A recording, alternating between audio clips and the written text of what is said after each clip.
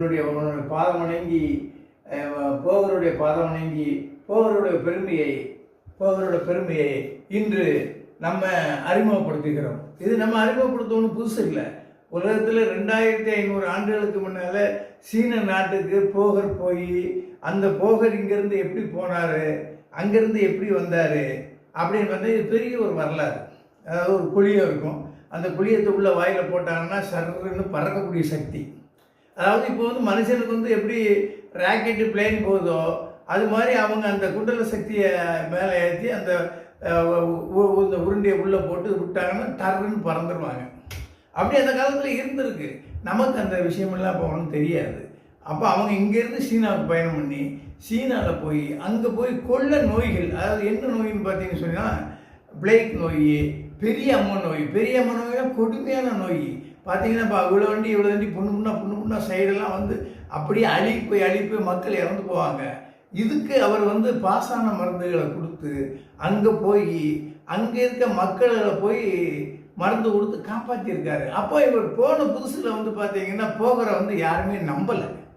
எப்படி நம்பலைன்னா ஏதோ ஒரு கிறுக்க மாதிரி வந்திருக்காங்க, அவன் என்ன செய்ய போகிறான் அப்படின்னு அவங்க நினச்சவங்க.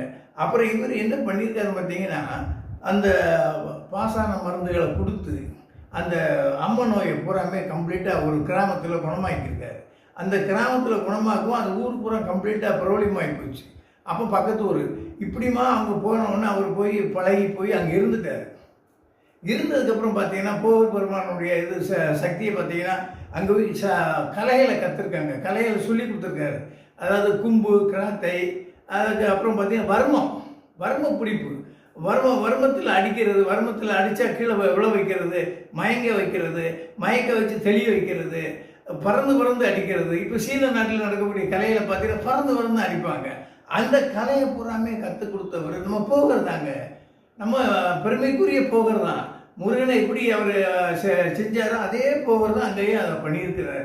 அங்கே பண்ணி முடிச்சுட்டு வந்து தான் அந்த சித்து வேலையெல்லாம் முடிச்சுட்டு வந்து தான் இங்கே நம்ம இந்தியாவுக்குள்ளே வந்து நம்ம மலையை தேர்ந்தெடுத்து பழனி மலையை தேர்ந்தெடுத்து அந்த பழனி பகவான்கிட்ட வந்து உட்காந்து அந்த அந்த மலையில் உட்காந்து பழனி பகவான் முருகனை உருவாக்குறாரு.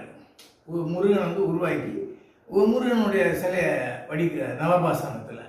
இது மாதிரி பல வித்தைகளை வந்து முருகப்பெருமானுக்கு வந்து போகர் பெருமான் வந்து செஞ்சுருக்கிறாரு. அப்போ முருகன் வந்து சொல்லியிருக்காரு, இந்த மாதிரி இடத்துல இப்படி எனக்கு இப்படி செய்யணும்னு சொல்ல போய்தான் அவர் அந்த கனவுல வந்து சொல்ல போய்தான் போகர் வந்து அந்த இடத்துல வந்து தேர்ந்தெடுத்து செஞ்சவர். இது மாதிரி பல விஷயங்கள் இன்னும் நிறைய இருக்குது. அடுத்த இதில்